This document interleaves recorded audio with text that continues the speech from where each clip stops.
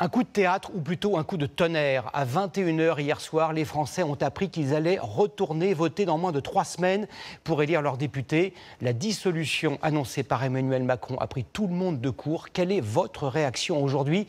Mathieu Poissonnet et Olivier Cresta sont allés à votre rencontre dans le Loiret. Il est 21 h. Hier soir, le terme est prononcé, dissolution. À cet instant, les réactions divergent. À voir ce que ça donne. Coup de poker. On verra. Soulagement. J'ai un peu peur. Le changement. Dégoûté. Bien joué. Plutôt une bonne nouvelle. Dans le village de Trinay, dans le Loiret, le Rassemblement national a obtenu près de la moitié des voix. Mais ce matin, au bistrot, la partie majoritaire, ils vont partir. Hein. C'est la dissolution de l'Assemblée nationale qui alimente les conversations. Ah, ça m'a choqué. Donc, dissolution. J'ai pas bien compris du premier coup, mais effectivement, c'était le cas. Autour du comptoir, des Français satisfaits qu'on leur demande de choisir. C'est bien de donner le pouvoir au peuple, de le redonner au peuple, si on peut dire comme ça. Il faut qu'on aille voter. Là, ça va être une bonne chose. J'espère que le peuple va s'en emparer et voter à foison. Dans la commune d'à côté, les employés municipaux décollent les affiches, pas encore les panneaux. Ils seront finalement utiles dans les jours qui viennent. Une bonne chose pour Christophe, qui semble prêt à tenter le Rassemblement national. Il faut du changement, c'est dans tout. Il peut peut-être arranger les choses, pourquoi pas. Sur le parking de ce supermarché, nous croisons Pascal, pour qui tout changement n'est pas bon à prendre. Je sais bien que tout le monde se dit, c'est le moment, on les a pas essayés, on va les essayer. Moi, quand j'entends ça, je veux tout essayer. Dans la démocratie, j'essaye tout. Mais l'extrême droite, jamais je pourrais le faire. Ce qui surprend aussi les Français que nous croisons, c'est la rapidité du scrutin. 3 semaines pour faire son choix. À Olivet, ville du Loiret qui a mis Renaissance en tête. Non, c'est très bien, il fallait ça. Marilyn, coiffeuse, salue la dissolution, mais s'inquiète du calendrier. Ça tombe fin juin, début juillet, donc là c'est le départ quand même des vacances. Les gens ne vont pas pouvoir aller voter s'ils partent. Le 30 juin prochain, plus de 49 millions de Français seront appelés aux urnes. On l'oublie parfois, mais le but de ces élections était d'élire 720 députés européens. À quelques nuances près, les grands équilibres ne changent pas. La droite reste majoritaire avec un quart des élus. La gauche socialiste européenne conserve également un nombre d'élus stable. Les deux formations d'extrême droite se renforcent. Elles totalisent près d'un quart des députés au détriment du centre et des écologistes. En France, jamais, sous la Ve République, une campagne législative n'aura été aussi courte. Il ne reste que 20 jours au parti pour se mettre en ordre de marche. Tous ont en tête un adage, l'union fait la force. Et les grandes manœuvres ont déjà commencé. Alison Tassin, Léonard Attal et Vincent Abelaneda. C'est la question du jour. Votre téléphone a beaucoup sonné depuis hier soir. Pas mal.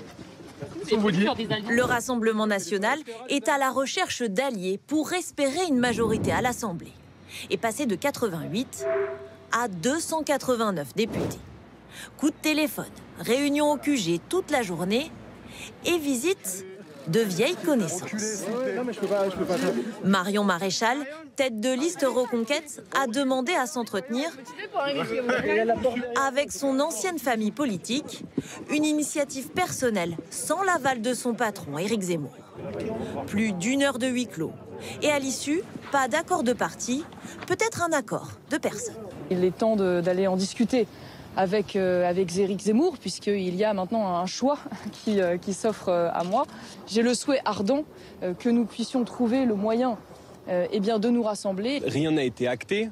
Pour l'instant, ce sont des discussions. J'ai eu également un certain nombre de discussions avec des cadres des Républicains, à qui je souhaite aussi tendre la main, parce que je crois qu'il est peut-être difficile de gagner seul et que nous avons besoin aussi de faire ce rassemblement. Les Français nous ont mandatés hier pour bâtir l'alternance.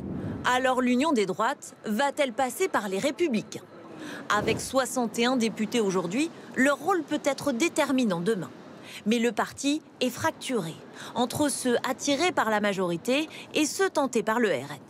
Pour l'heure, silence radio, réunion hors caméra au Sénat et aucune consigne. De son côté, la gauche sera-t-elle unie? France Insoumise, Parti Socialiste, Écologiste et Communiste sont partis en ordre dispersé aux européennes. Mais pourront-ils reformer la NUPES, leur groupe commun, comme aux précédentes législatives? Je crois qu'on n'a pas le temps de tergiverser. Le dépôt des candidatures, c'est dès cette semaine. On a progressé aux élections européennes, mais je ne suis pas là pour fanfaronner, je suis là pour construire la suite.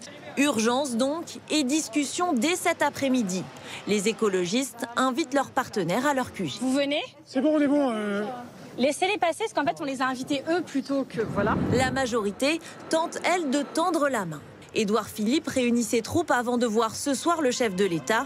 L'idée pour certains, ne pas présenter de candidat face aux sortants de l'arc républicain. On estime que s'ils travaillent de concert avec nous, eh bien, on peut se permettre de les soutenir, ou en tout cas de ne pas les empêcher. Des partis à la recherche d'alliances tous azimuts, mais aucun ce soir n'est capable de dire à qui il passera réellement la bague au doigt.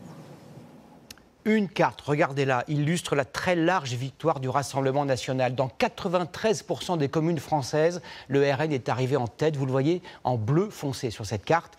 En Bretagne, par exemple, où Emmanuel Macron était arrivé largement en tête lors de la dernière élection présidentielle, la liste de Jordan Bardella a rassemblé plus de 25% des suffrages. Pour quelles raisons les électeurs ont-ils voté cette fois-ci pour le Rassemblement national? Dans le Finistère, Médéric Pirker et Aurélie Janssen. À l'Esnevin, la liste RN est en tête, poussée par de nouveaux électeurs. Ce retraité est l'un d'eux. C'est la première fois qu'il vote à l'extrême droite. Et pourtant, j'étais de la droite avant, mais là, bon... Là, je pense que c'est très bien. Ils ont attrapé une bonne leçon. Oui, un vote sanction, oui. Un vote sanction contre la politique du gouvernement.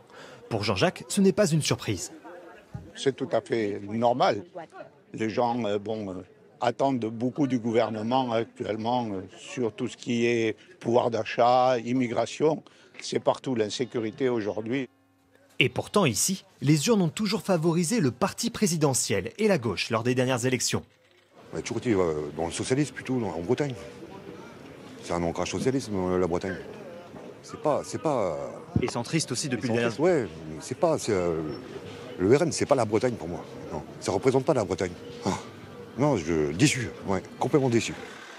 À quelques kilomètres de là, même constat et même poussée d'extrême droite, à Saint-Renan. Une ville de 8000 habitants. Depuis ce matin, ce buraliste entend les justifications du vote RN. Le pouvoir d'achat, tout augmente, les salaires augmentent pas, les retraites augmentent pas. Et puis on est dans un petit marasme économique aussi. À l'extérieur, Sandrine confirme la situation. Cette employée de boulangerie payée au SMIC s'est tournée vers le Rassemblement national depuis peu.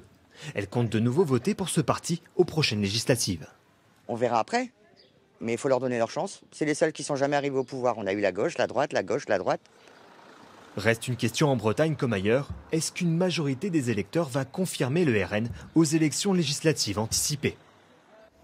Après cette dissolution surprise de l'Assemblée nationale, 49 millions d'électeurs vont être appelés à voter dans moins de 3 semaines. Un délai très court qui soulève des problèmes logistiques. Les communes auront-elles assez de temps pour s'organiser?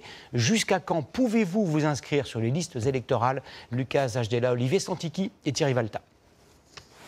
À Clamart, les panneaux électoraux devaient être retirés aujourd'hui. Finalement, ils vont rester en place 3 semaines de plus. Il va falloir d'une part effectivement qu'on voit quel est le nombre d'entre eux qu'on peut retirer au regard du nombre de candidats qu'on aura lors du scrutin législatif. Et puis le deuxième enjeu va être de les nettoyer, y compris ceux qu'on va laisser pour pouvoir accueillir les affiches du prochain scrutin. En attendant d'être réutilisé, tout le matériel des bureaux de vote est entreposé dans cette salle à la mairie.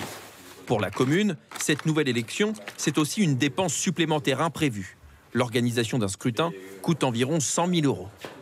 Il va falloir qu'on remobilise évidemment beaucoup de nos équipes pour tenir 38 bureaux de vote. Et tout ça, à l'orée des vacances d'été, ça ne va pas être le sujet le plus simple. Si vous n'êtes pas encore inscrit sur les listes, il est déjà trop tard. Elles ont été arrêtées à la date d'hier. Une seule exception, pour les jeunes qui deviendront majeurs d'ici le premier tour. Eux seront inscrits automatiquement. Plusieurs dates à retenir pour ce scrutin.